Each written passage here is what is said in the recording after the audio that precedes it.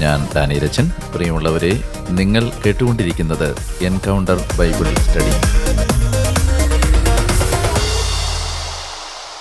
ബൈബിളിലെ അവസാനത്തെ പുസ്തകമായ വെളിപാട് പുസ്തകത്തിൻ്റെ വ്യാഖ്യാന പഠനത്തിലേക്ക് ഒരു ദിവസം കൂടി നിങ്ങളെ പ്രാർത്ഥനാപൂർവം ഞാൻ സ്വാഗതം ചെയ്യുന്നു.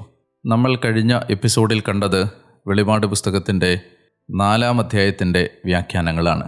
ഇന്ന് 5-ാം അധ്യായത്തിൻ്റെ പഠനത്തിലേക്ക് നമുക്ക് ഒത്തിരി പ്രാർത്ഥനയോടെ, ആഴമായ ദൈവാശ്രയത്തോടെ കടക്കാം. 4-ാം അധ്യായത്തിൽ നമ്മൾ കണ്ടത് ദൈവത്തിൻ്റെ തിരുമുൻപിൽ സ്വർഗത്തിൽ 24 ശ്രേഷ്ഠന്മാരും 4 ജീവികളും അസംഖ്യം ദൂതന്മാരുമെല്ലാം ദൈവത്തെ ആരാധിക്കുന്നതാണ്. 5-ാം അധ്യായത്തിൽ അതിൻ്റെ പ്രധാനപ്പെട്ട പ്രമേയം സിംഹാസനസ്ഥൻ്റെ കയ്യിൽ കാണപ്പെടുന്ന 7 മുദ്രകൾ പതിച്ച ഒരു പുസ്തക ചുരുളും അത് ആ ചുരുള് നിവർത്താൻ യോഗ്യനായി കാണപ്പെടുന്ന കുഞ്ഞാടും, മുദ്രിത ഗ്രന്ഥവും കുഞ്ഞാടും. 5-ാം അധ്യായത്തിൻ്റെ 1-ാം വാക്യം, സിംഹാസനസ്ഥൻ്റെ വലതു കൈയിൽ അകത്തും പുറത്തും എഴുതപ്പെട്ടതും സപ്തമുദ്രകൾ പതിച്ചതുമായ ഒരു പുസ്തക ചുരുൾ ഞാൻ കണ്ടു. നമ്മൾ ഈ ആദ്യത്തെ വാക്യം വായിക്കുമ്പോൾ മനസ്സിലാക്കേണ്ട ചില കാര്യങ്ങൾ നിങ്ങളോട് ഞാൻ പങ്കുവെക്കുകയാണ്. ഒന്നാമതായിട്ട്, യോഹന്നാൻ സിംഹാസനത്തിലേക്ക് നോക്കുമ്പോൾ നമുക്കറിയാം, സിംഹാസനസ്ഥൻ, മുൻപിൽ പളുങ്ക് കടൽ, ചുറ്റിനും 24 സിംഹാസനങ്ങൾ, അതിൽ കിരീടം വച്ച ശ്രേഷ്ഠന്മാർ, 4 ജീവികൾ, ഇടിമുഴക്കം, ശബ്ദം, ഇതെല്ലാം നമ്മൾ 4-ാം അധ്യായത്തിൽ കണ്ടതാണ്. സൂക്ഷിച്ച് നോക്കിയപ്പോൾ യോഹന്നാൻ സിംഹാസനത്തിലിരിക്കുന്ന പിതാവായ ദൈവത്തിൻ്റെ കയ്യിൽ ഒരു സ്ക്രോൾ കാണുകയാണ്, പുസ്തക ചുരുൾ കാണുകയാണ്. അതിൻ്റെ അകത്തും പുറത്തും എന്തോ എഴുതിയിട്ടുണ്ട്.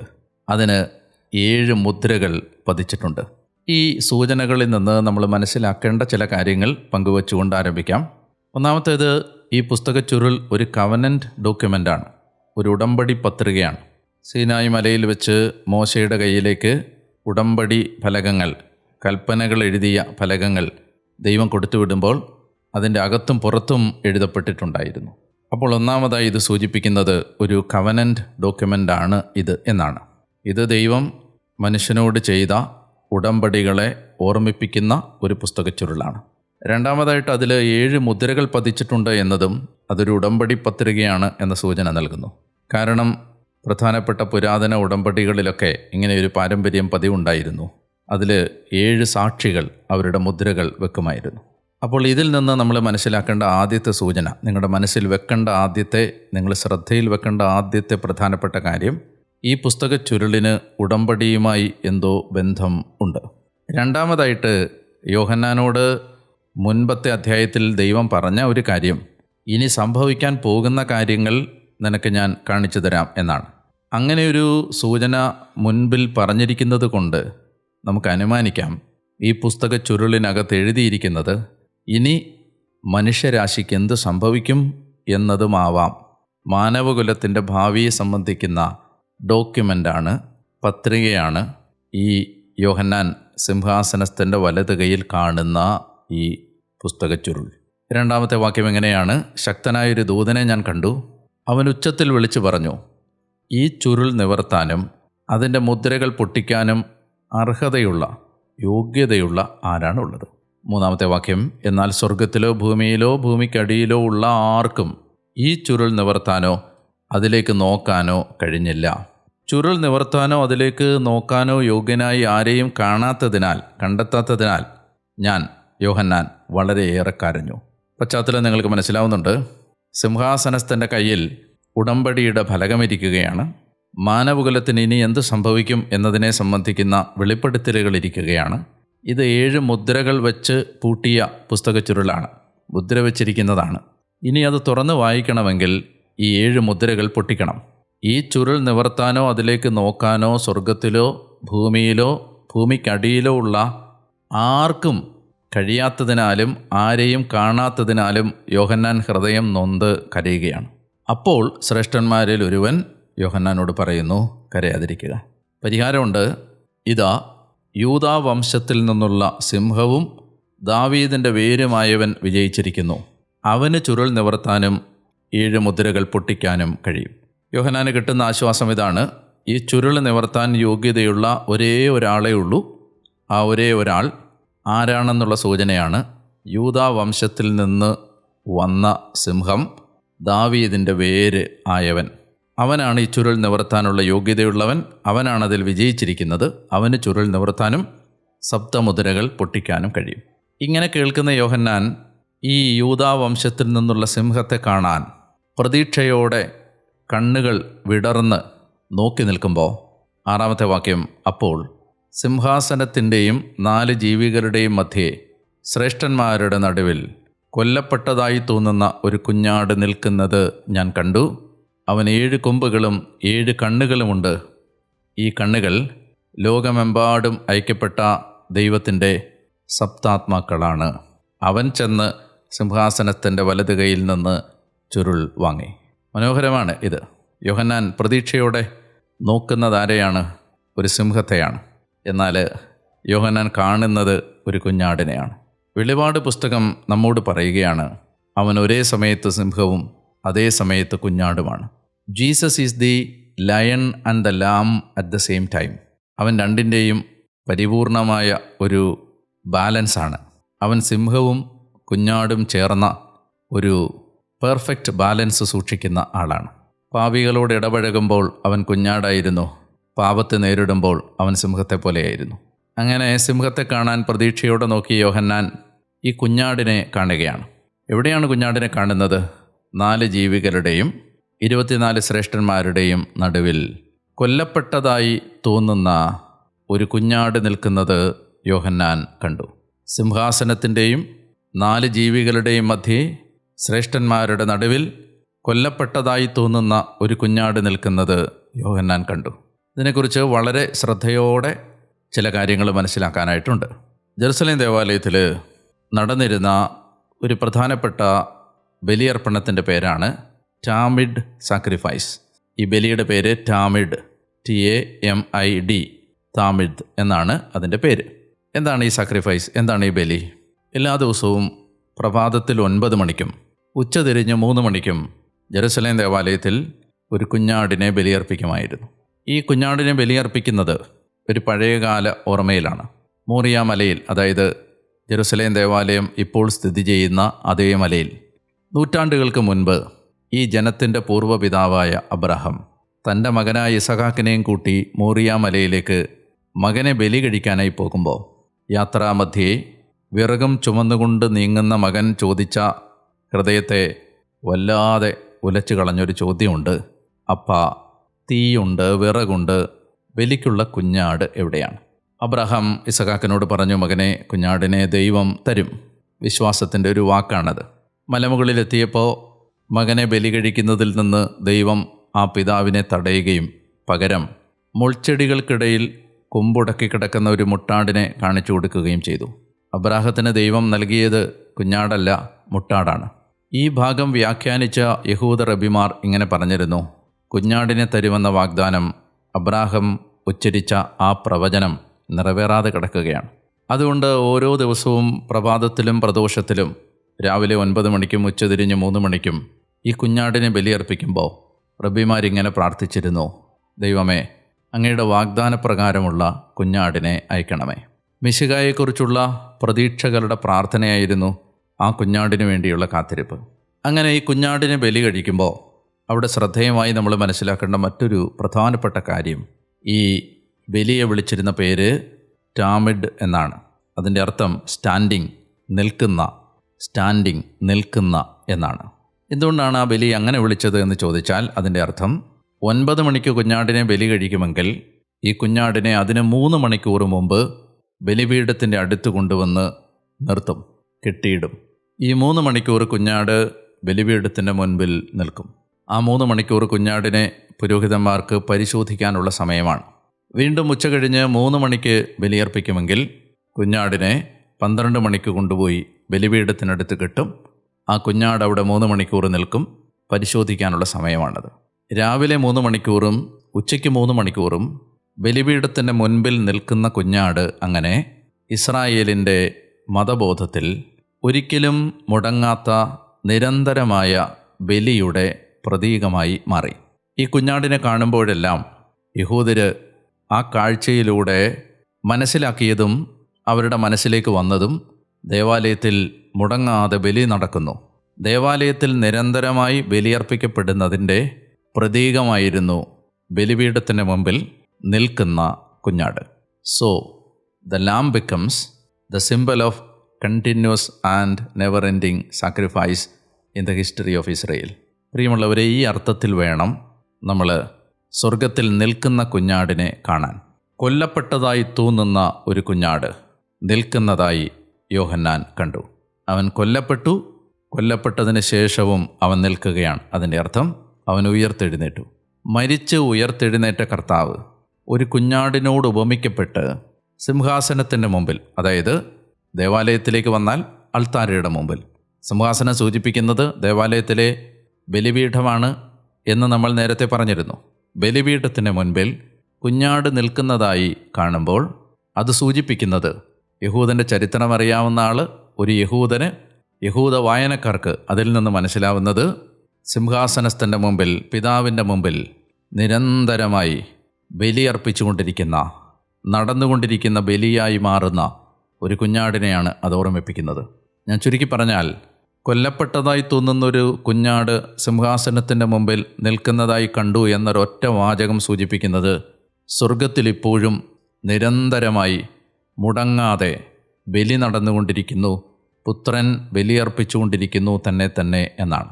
എബ്രായ ലേഖനം വായിച്ചിട്ടുള്ള നമുക്കറിയാം, ക്രിസ്തു തന്നെ ഒരിക്കലായി എന്നേക്കുമായി ബലിയർപ്പിച്ചു. അവൻ്റെ എന്നേക്കുമുള്ള ഏകബലിയായിരുന്നു അത്. അത് ആവർത്തിക്കപ്പെടുക സാധ്യമല്ല. എങ്ങനെ ആവർത്തിക്കപ്പെടുക സാധ്യമല്ല? അവൻ ദുഃഖവെള്ളിയാഴ്ച ഉച്ചകഴിഞ്ഞ് 3 മണിക്ക് തൻ്റെ ചോര ചിന്തി ശരീരം കീറിമുറിക്കപ്പെട്ട് കൊല്ലപ്പെട്ട ആ ബലി ആ വിധത്തിൽ ആവർത്തിക്കപ്പെടുക സാധ്യമല്ല. എന്നാൽ ആ എന്നേക്കുമായി അർപ്പിക്കപ്പെട്ട ആ ഏകബലിയുടെ അനന്തയോഗ്യതകൾ മാനവകുലത്തിന് മുഴുവനും വേണ്ടി പിതാവിൻ്റെ മുമ്പിൽ സമർപ്പിച്ച് അനുദിനം അവരുടെ ഓർമ്മ പിതാവിൻ്റെ മുമ്പിൽ ഉണർത്തിക്കുന്ന, അല്ലെങ്കിൽ റോമാലേഖനത്തിൻ്റെ ഭാഷയിൽ പറഞ്ഞാൽ പിതാവിൻ്റെ വലതുഭാഗത്തിരുന്ന് ആ ബലിയുടെ യോഗ്യതകളാൽ, കുരിശിലർപ്പിച്ച ബലിയുടെ യോഗ്യതകളാൽ നമുക്ക് വേണ്ടി മാധ്യസ്ഥം വഹിക്കുന്ന യേശുവിൻ്റെ ചിത്രമാണ്, സ്വർഗത്തിൽ നടക്കുന്ന നിരന്തര ബലിയുടെ ചിത്രമാണ് സ്വർഗത്തിൽ കുഞ്ഞാട് നിൽക്കുന്നതായി കാണുന്നത്. നമ്മളിതിൽ നിന്ന് മനസ്സിലാക്കേണ്ട ഏറ്റവും പ്രധാനപ്പെട്ട കാര്യം, 4-ാം അധ്യായം പറഞ്ഞപ്പോൾ ഞാൻ പറഞ്ഞിരുന്നു, കയറി വരുവിൻ എന്ന് യോഹന്നാനോട് പറഞ്ഞു. അത് നമ്മുടെ വിശുദ്ധ കുർബാനയിലെ നിങ്ങളുടെ ഹൃദയങ്ങൾ ഉന്നതങ്ങളിലേക്ക് ഉയർത്തുവിൻ, നിങ്ങളുടെ ബോധങ്ങളും ഹൃദയങ്ങളും വിചാരങ്ങളും ഉന്നതമായ ദൈവത്തിൻ്റെ സിംഹാസനത്തിന് മുമ്പിൽ പിതാവായ ദൈവത്തിൻ്റെ വലതുഭാഗത്ത് പുത്രനിരിക്കുന്ന സ്ഥലത്തേക്ക് ഉയർത്തുവിൻ, നിങ്ങളുടെ ഹൃദയങ്ങൾ ഉയർത്തുവിൻ, ലിഫ്റ്റ് അപ്പ് യുവർ ഹാർട്ട്സ് എന്ന് കുർബാനയിൽ പറയുന്നതിൻ്റെ ഒരടയാളമാണ്, അല്ലെങ്കിൽ അതിന് ആധാരമായ വചനമാണ് ഇത് എന്ന് 4-ാം അധ്യായം പഠിപ്പിച്ചപ്പോൾ ഞാൻ പറഞ്ഞിരുന്നു. അതായത് യഥാർത്ഥ ബലി ഇന്ന് നടന്നുകൊണ്ടിരിക്കുന്നത് ഭൂമിയിലെ അൾത്താരകളിലല്ല, സ്വർഗത്തിൽ പിതാവിൻ്റെ വലതുഭാഗത്ത് നിൽക്കുന്ന ഈ കുഞ്ഞാടാണ് ബലിയർപ്പിക്കുന്നത്. ഭൂമിയിലെ എല്ലാ ബലിയർപ്പണങ്ങളും ഈ കുഞ്ഞാടിൻ്റെ നിരന്തര ബലിയിൽ, നിരന്തര മധ്യസ്ഥ പ്രാർത്ഥനാ ശുശ്രൂഷയിലുള്ള പങ്കുചേരലാണ്. അതുകൊണ്ടാണ് വിശുദ്ധ കുർബാനയിൽ സ്വർഗത്തിലേക്ക് കയറി വരാൻ യോഹന്നാനോട് പറഞ്ഞതുപോലെ തന്നെ നമ്മളോടും ദൈവം ആവശ്യപ്പെടുന്നത്. അങ്ങനെ കൊല്ലപ്പെട്ടതായി തോന്നുന്ന ഒരു കുഞ്ഞാട് നിൽക്കുന്നതായി അവൻ കണ്ടു. ആ കുഞ്ഞാടിന് 7 കൊമ്പുകളും 7 കണ്ണുകളും ഉണ്ട്. ഈ കണ്ണുകൾ ലോകമെമ്പാടും അയക്കപ്പെട്ട ദൈവത്തിൻ്റെ സപ്താത്മാക്കളാണ്. ഇനി കുഞ്ഞാടിനെ ഡീറ്റെയിൽഡായിട്ട് വിശദീകരിക്കുകയാണ്. 7 കൊമ്പുകൾ സൂചിപ്പിക്കുന്നത് അവൻ്റെ അനന്തശക്തിയാണ്. 7 കണ്ണുകൾ സൂചിപ്പിക്കുന്നത് അവൻ്റെ വിവേചനാബോധമാണ്. അവൻ്റെ ചൂഴ്ന്നിറങ്ങുന്ന കണ്ണുകളാണത്. അത് പരിശുദ്ധാത്മാവിൻ്റെ സൂചന കൂടിയാണ്. അവൻ ചെന്ന് സിംഹാസനസ്ഥൻ്റെ വലതു കൈയിൽ നിന്ന് ചുരുൾ വാങ്ങി. അവൻ ആ ചുരുള് സ്വീകരിച്ചപ്പോൾ 4 ജീവികളും 24 ശ്രേഷ്ഠന്മാരും കുഞ്ഞാടിന് മുൻപിൽ സാഷ്ടാംഗം പ്രണമിച്ചു. ഓരോരുത്തരും വീണയും വിശുദ്ധരുടെ പ്രാർത്ഥനകളാകുന്ന പരിമളദ്രവ്യം നിറഞ്ഞ സ്വർണ്ണ കലശങ്ങളും കയ്യിലേന്തിയിരുന്നു. ഈ വീണയും അതുപോലെ തന്നെ പരിമളദ്രവ്യം നിറഞ്ഞ സ്വർണ്ണ കലശവും സൂചിപ്പിക്കുന്നത് ഭൂമിയിലെ ദൈവജനത്തിൻ്റെ പ്രാർത്ഥനകളാണ്. വീണ സ്തുതിയെ സൂചിപ്പിക്കുന്നു, പ്രൈസ്. ഭൂമിയിൽ എവിടെയെല്ലാം ദൈവത്തെ സ്തുതിക്കപ്പെടുന്നോ ആ സ്തുതി മുഴുവൻ, അതുപോലെ തന്നെ ഭൂമിയിൽ വിശുദ്ധർ, ദൈവജനം എവിടെയെല്ലാം പ്രാർത്ഥിക്കുന്നോ ആ പ്രാർത്ഥന മുഴുവൻ ഈ 24 ശ്രേഷ്ഠന്മാർ തങ്ങളുടെ കയ്യിൽ ഏന്തിയിട്ടുണ്ട്. അതായത് സ്വർഗത്തിലെ ദൈവജനത്തിൻ്റെ പ്രതീകമായ 24 ശ്രേഷ്ഠന്മാർ കൈകളിൽ വഹിച്ചിരിക്കുന്നത് ഭൂമിയിലെ ജനത്തിൻ്റെ പ്രാർത്ഥനകളാണ്. ഇങ്ങനെയാണ് സ്വർഗത്തിലെ വിശുദ്ധർ ഭൂമിയിലെ മനുഷ്യരുടെ പ്രാർത്ഥനകളെ സഹായിക്കുന്നത്, അവരോടൊപ്പം ചേരുന്നത്. വളരെ കൃത്യമായി നമ്മളൊരു കാര്യം ഇവിടെ മനസ്സിലാക്കണം. യഥാർത്ഥത്തിൽ പ്രാർത്ഥിക്കുന്നത് പിതാവിൻ്റെ വലതുഭാഗത്തിരിക്കുന്ന പുത്രനാണ്, കുഞ്ഞാടാണ്.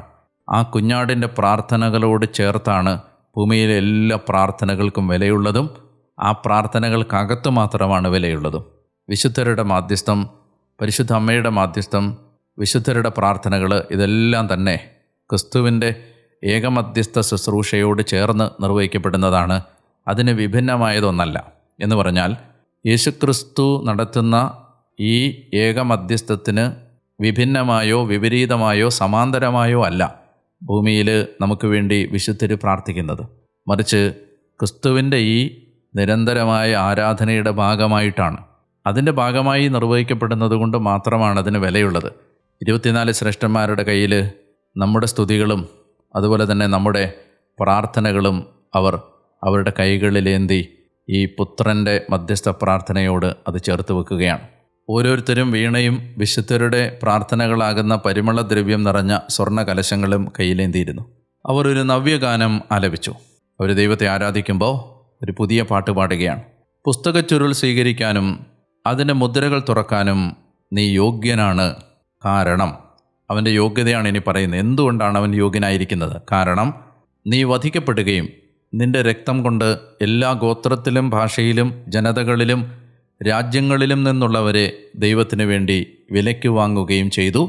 നീ അവരെ നമ്മുടെ ദൈവത്തിനൊരു രാജ്യവും പുരോഹിതന്മാരുമാക്കി അവൻ ഭൂമിയുടെ മേൽ ഭരണം നടത്തും. ഈ പുസ്തകച്ചുരുൾ, ഈ സ്ക്രോൾ തുറക്കാനുള്ള ക്രിസ്തുവിൻ്റെ യോഗ്യത എന്താണ്? ആ യോഗ്യത, അവൻ മാനവകുലത്തിനു വേണ്ടി കൊല്ലപ്പെട്ടു. അവൻ്റെ രക്തം കൊടുത്ത് എല്ലാ ഗോത്രത്തിലും ഭാഷയിലും ജനതകളിലും രാജ്യങ്ങളിലും നിന്നുള്ളവരെ അവൻ ദൈവത്തിനു വേണ്ടി വിലയ്ക്ക് വാങ്ങി. അവൻ നമ്മുടെ പാപങ്ങൾക്ക് പരിഹാരമായി മരിച്ചു എന്നതാണ് അവൻ്റെ യോഗ്യത. ആ യോഗ്യതയുള്ളത് കൊണ്ടാണ് 2 കാര്യങ്ങളാണ്. ഒന്ന്, അവൻ കൊല്ലപ്പെട്ട് ദൈവത്തിനു വേണ്ടി നമ്മെ വിലയ്ക്ക് വാങ്ങി. 2, നമ്മെ അവൻ ദൈവത്തിൻ്റെ രാജ്യവും പുരോഹിതന്മാരുമാക്കി. ഇത് പുറപ്പാട് പുസ്തകം 19 എന്തിനാണ് ഈജിപ്തിൻ്റെ അടിമത്തത്തിൽ നിന്ന് ദൈവം നിങ്ങളെ മോചിപ്പിച്ച് കൊണ്ടുവന്നത് എന്ന് മോശയിലൂടെ ദൈവം ഇസ്രായേലിനെ വെളിപ്പെടുത്തിയതിന് സമാനമാണ്.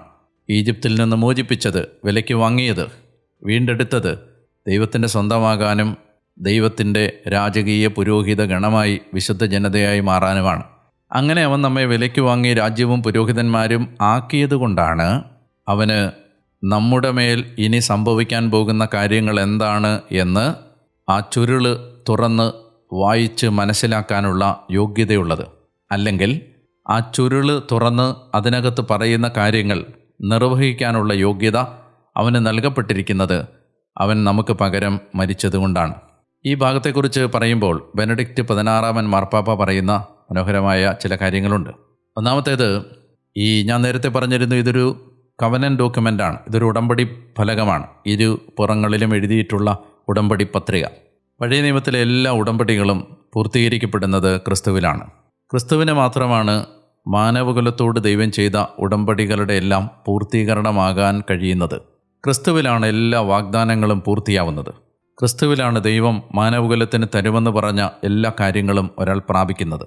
അതുകൊണ്ടാണ് 2 കൊരിന്തോസ് 1 പറയുന്നത്, എല്ലാ വാഗ്ദാനങ്ങളും ക്രിസ്തുവിൽ ആമേൻ എന്നാണ്, അതേ എന്നാണ്. എന്ന് വെച്ചാൽ ഒരാൾ ക്രിസ്തുവിലേക്ക് എത്തുമ്പോൾ ദൈവം ഭൂമിയോട് നടത്തിയ എല്ലാ ഉടമ്പടികളും ക്രിസ്തുവിൽ അയാൾ കണ്ടെത്തുകയാണ്. ക്രിസ്തുവിൽ അത് പൂർത്തിയാവുകയാണ്. രണ്ടാമതായിട്ട്, ആ ഉടമ്പടികളിലൂടെയെല്ലാം ദൈവം മനുഷ്യകുലത്തിൽ നിന്ന് എന്തെല്ലാം ആവശ്യപ്പെട്ടു എന്ന് നമ്മളെ ബോധ്യപ്പെടുത്താൻ, അത് തുറന്ന് നമുക്ക് കാണിച്ചു തരാൻ കഴിയുന്ന ആൾ ക്രിസ്തുവാണ്. ബെനഡിക്റ്റ് 16 മാർപ്പാപ്പ പറയുന്ന കാര്യം ഇതാണ്: മനുഷ്യകുലത്തിന് എന്ത് സംഭവിക്കും, ഹ്യൂമൻ ഹിസ്റ്ററിക്ക് ഇനി എന്ത് സംഭവിക്കുമെന്നാണ് ഈ പുസ്തകച്ചുരുൾ തുറക്കാൻ യോഗ്യതയുള്ള ക്രിസ്തു അത് തുറന്ന് വെളിപ്പെടുത്തി തരുന്നത്. അദ്ദേഹം പറയുന്ന വാക്കുകൾ പറഞ്ഞാൽ, ദ മിസ്റ്ററി ഓഫ് ഹിസ്റ്ററി, ചരിത്രത്തിൻ്റെ ആ നിഗൂഢ രഹസ്യം. The mystery of history can be unlocked only by the author of history, Jesus Christ. History is incomprehensible without Jesus Christ. ചരിത്രത്തിന് അതിൻ്റെ മുഖവും മാനവും ചരിത്രത്തിന് അതിൻ്റെ സാങ്കത്യവും ചരിത്രത്തിന് അതിൻ്റെ വ്യക്തതയും എല്ലാം നഷ്ടപ്പെടും ക്രിസ്തു ഇല്ലെങ്കിൽ. ക്രിസ്തുവിലാണ് ചരിത്രം അതിൻ്റെ അർത്ഥവും പ്രസക്തിയും കണ്ടെത്തുന്നത്. ഇനി ഭൂമിക്ക് എന്ത് സംഭവിക്കാൻ പോകുന്നു എന്ന് നമ്മൾ തിരിച്ചറിയുന്നത് ക്രിസ്തുവിൽ മാത്രമാണ്. കുറച്ചുകൂടി സുവിശേഷത്തിൻ്റെ ഭാഷയിൽ പറഞ്ഞാൽ ക്രിസ്തു മാത്രമാണ് സത്യം. നമ്മൾ ജീവിക്കുന്നത് ക്രിസ്തുവിന് വേണ്ടി, ജീവിക്കേണ്ടത് ക്രിസ്തുവിന് വേണ്ടി, ജീവിക്കുന്നതിൻ്റെ അർത്ഥം ക്രിസ്തു, ജീവിക്കുന്നതിൻ്റെ വ്യാഖ്യാനം ക്രിസ്തു, എന്തിനു ജീവിക്കുന്നു എന്ന ചോദ്യത്തിൻ്റെ ഉത്തരം ക്രിസ്തു, നാളെ എന്തു സംഭവിക്കും എന്നതിൻ്റെ മറുപടി ക്രിസ്തു, നമ്മൾ എന്തിലേക്ക് യാത്ര ചെയ്യുന്നു എന്ന ലക്ഷ്യബോധം ക്രിസ്തു, ജീവിതം ക്രിസ്തു, മരണം ക്രിസ്തു എന്ന് പറഞ്ഞാൽ ഒരു മനുഷ്യൻ അവൻ്റെ എല്ലാ കാര്യങ്ങളുടെയും പൂർണ്ണതയും പരിഹാരവും ഉത്തരവും പോംവഴികളും എല്ലാം കണ്ടെത്തുന്നത് ക്രിസ്തുവിലാണ്. അവർ ഒരു നവ്യഗാനം ആലപിച്ചു. പുസ്തകച്ചുരുൾ സ്വീകരിക്കാനും അതിൻ്റെ മുദ്രകൾ തുറക്കാനും നീ യോഗ്യനാണ്. കാരണം നീ വധിക്കപ്പെടുകയും നിന്റെ രക്തം കൊണ്ട് എല്ലാ ഗോത്രത്തിലും ഭാഷയിലും ജനതകളിലും രാജ്യങ്ങളിലും നിന്നുള്ളവരെ ദൈവത്തിനു വേണ്ടി വിലയ്ക്ക് വാങ്ങുകയും ചെയ്തു. നീ അവരെ നമ്മുടെ ദൈവത്തിനൊരു രാജ്യവും പുരോഹിതന്മാരുമാക്കി അവൻ ഭൂമിയുടെ മേൽ ഭരണം നടത്തും. വാക്യം 11. പിന്നെ ഞാൻ സിംഹാസനത്തിൻ്റെയും ജീവികളുടെയും ശ്രേഷ്ഠന്മാരുടെയും ചുറ്റും അനേകം ദൂതന്മാരെ കണ്ടു. അവരുടെ സ്വരവും ഞാൻ കേട്ടു. അവരുടെ എണ്ണം 10,000-ങ്ങളുടെ 10,000-ങ്ങളും 1,000-ങ്ങളുടെ 1,000-ങ്ങളും ആയിരുന്നു. ഉച്ചസ്വരത്തിൽ അവർ ഉദ്ഘോഷിച്ചു, കൊല്ലപ്പെട്ട കുഞ്ഞാട് ശക്തിയും ധനവും ജ്ഞാനവും ആധിപത്യവും ബഹുമാനവും മഹത്വവും സ്തുതിയും സ്വീകരിക്കാൻ യോഗ്യനാണ്. 7 കാര്യങ്ങളാണ്, 7 അവദാനങ്ങളാണ്. ശക്തി, ധനം, ജ്ഞാനം, ആധിപത്യം, ബഹുമാനം, മഹത്വം, സ്തുതി ഇവ സ്വീകരിക്കാൻ കുഞ്ഞാട് യോഗ്യനാണ്. സ്വർഗത്തിലും ഭൂമിയിലും ഭൂമിക്കടിയിലും സമുദ്രത്തിലുമുള്ള എല്ലാ സൃഷ്ടികളും, അതായത് പ്രപഞ്ചം മുഴുവൻ ഇങ്ങനെ പറയുന്നത് ഞാൻ കേട്ടു, സിംഹാസനസ്ഥനും കുഞ്ഞാടിനും എന്നേക്കും സ്തുതിയും ബഹുമാനവും മഹത്വവും ആധിപത്യവും. നിങ്ങൾ കാണണം, പിതാവായ ദൈവത്തിന് നൽകുന്ന അതേ ആരാധനയാണ് ഇവിടെ ഈ കൊല്ലപ്പെട്ടതായി തോന്നുന്ന കുഞ്ഞാടിന് ക്രിസ്തുവിനും നൽകപ്പെടുന്നത്. 4 ജീവികളും ആമേൻ എന്ന് പ്രതിവചിച്ചു. ശ്രേഷ്ഠന്മാർ സാഷ്ടാംഗം വീണ് ആരാധിച്ചു. അതായത് കുഞ്ഞാട് ദൈവമാണ്, കുഞ്ഞാടിൻ്റെ ദൈവികതയാണ് ഇവിടെ ഈ ആരാധനയിലൂടെ വെളിപ്പെടുത്തപ്പെടുന്നത്. ജീവികളും ശ്രേഷ്ഠന്മാരും കുഞ്ഞാടിനെ താണു വീണ് ആരാധിച്ചു. ഞാൻ കഴിഞ്ഞ എപ്പിസോഡിൽ പറഞ്ഞിരുന്നു, ആരാധനയെ സംബന്ധിക്കുന്ന ഒരു കാര്യം 5-ാം അധ്യായം പറഞ്ഞു കഴിഞ്ഞ് ഞാനൊന്നുകൂടെ പറയാം എന്ന് സൂചിപ്പിച്ചിരുന്നു. 4-ാം അധ്യായം 11-ാം വാക്യത്തിൽ നമ്മൾ കണ്ടത്, അവർ ദൈവത്തെ പിതാവിനെ ആരാധിച്ചത് നീ ഞങ്ങളെ സൃഷ്ടിച്ചു എന്ന കാരണം പറഞ്ഞിട്ടാണ്. ഇവിടെ അവർ കുഞ്ഞാടിനെയും പിതാവിനെയും ആരാധിക്കുന്നത് നീ ഞങ്ങളെ രക്ഷിച്ചു എന്ന കാരണം പറഞ്ഞിട്ടാണ്. അതായത് കുഞ്ഞാടിന് ആധിപത്യവും ബഹുമാനവും മഹത്വവും എല്ലാം നൽകുന്നത് അവൻ വധിക്കപ്പെടുകയും നിന്റെ രക്തം കൊണ്ട് ഞങ്ങളെ വിലയ്ക്ക് വാങ്ങുകയും ചെയ്തു എന്നതിൻ്റെ പേരിലാണ്. നമ്മൾ ദൈവത്തെ ആരാധിക്കുന്നത് ഈ 2 കാര്യങ്ങളെ പ്രതിയാണ്. ഒന്ന്, നമ്മളെ ഇല്ലായ്മയിൽ നിന്ന് ഈ ഭൂമിയിലേക്ക് സൃഷ്ടിച്ച് കൊണ്ടുവന്നതിന്. 2, നമ്മളെ അന്ധകാരത്തിൽ നിന്ന് രക്ഷിച്ച് തൻ്റെ പുത്രൻ്റെ രാജ്യത്തിലേക്ക് ആനയിച്ചതിന്. സ്രഷ്ടാവിന് സ്രഷ്ടാവെന്ന നിലയിലും ക്രിസ്തുവിന് രക്ഷിതാവ് രക്ഷകനെന്ന നിലയിലും പരിശുദ്ധാത്മാവിന് പരിപാലകനെന്ന നിലയിലുമാണ് നമ്മൾ നമ്മുടെ ആരാധനക്രമത്തിൽ സമർപ്പിക്കുന്നത്. ആരാധനയുമായി ബന്ധപ്പെട്ട് നിങ്ങൾ ഒരിക്കലും മറക്കാതെ ഹൃദയത്തിൽ സൂക്ഷിക്കേണ്ട ഒരു പാഠമാണ് ഇത്. ഈ കുഞ്ഞാട് നമ്മുടെ ദൈവമാണെന്നും അവനാണ് നമുക്ക് വേണ്ടി വാദിക്കുന്നതെന്നും അവനാണ് നമുക്ക് വേണ്ടി മാധ്യസ്ഥം വഹിക്കുന്നതെന്നും അവൻ നമ്മുടെ പക്ഷത്തുള്ളതിനാൽ ആര് നമുക്കെതിരെ നിൽക്കുമെന്നും ഓർമ്മിപ്പിച്ചുകൊണ്ട് 5-ാം അധ്യായം അവസാനിക്കുകയാണ്.